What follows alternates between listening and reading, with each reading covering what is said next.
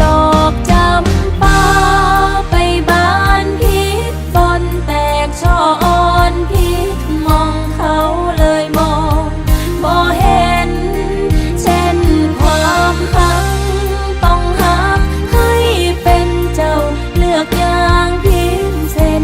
เลือกเสื้อใจเขาเจ้าดอกจำปาให้กลับมาหักเจ้าของ